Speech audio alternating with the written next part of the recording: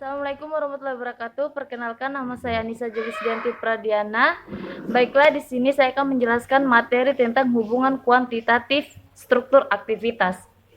Nah, di sini kita akan menjelaskan 3 poin, yaitu yang pertama pendekatan HKXA Frey Wilson, keduanya pendekatan HKXA Hans, dan contoh model HKXA Hans dalam pengembangan obat penyakit degeneratif dan kanker.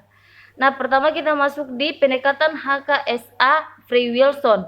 Frey dan Wilson mengemukakan suatu konsep hubungan struktur dan aktivitas biologis obat yang dinamakan model de novo atau model matematika Frey Wilson. Mereka mengemukakan bahwa respon biologis merupakan sumbangan aktivitas dari gugus-gugus substituen terhadap aktivitas biologis senyawa induk. Nah, di sini saya akan perlihatkan tentang persamaannya. Nah, model de novo ini kurang berkembang karena tidak dapat digunakan bila efek substituennya bersifat tidak linear atau bila ada interaksi antar substituen.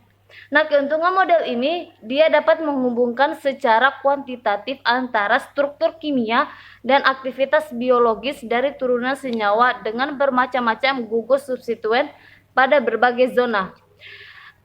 Metode ini dia memiliki kelemahan, yaitu yang pertama, penggunaan model Frey Wilson akan menghasilkan model persamaan yang hanya dapat memprediksi turunan baru dalam jumlah terbatas.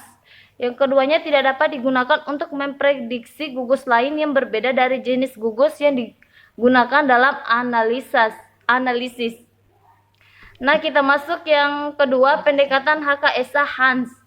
Hans mengemukakan suatu konsep bahwa hubungan struktur kimia dengan aktivitas biologis atau dinyatakan dalam log 1/C, suatu turunan yang hanya dapat dinyatakan secara kuantitatif melalui parameter-parameter sifat kimia fisika dengan substituen, yaitu parameter hidrofobik, elektronik, dan sterik. Model pendekatan ini disebut juga model hubungan energi bebas atau linear, atau pendekatan ekstra termodinamik. Pendekatan ini menggunakan dasar persamaan Hammett yang didapat dari kecepatan hidrolisis turunan asam benzoat. Nah, nanti saya tampilkan persamaannya.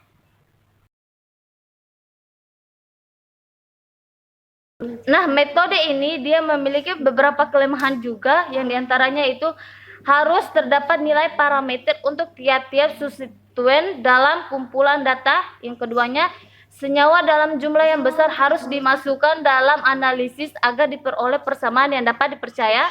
Ketiganya, diperlukan keahlian statistik dan komputer. Terus yang keempat, interaksi molekul yang kecil merupakan bentuk yang tidak sempurna untuk sistem biologis. Selanjutnya, seperti hubungan empiris lainnya, perhitungan yang sering akan menghasilkan prediksi palsu.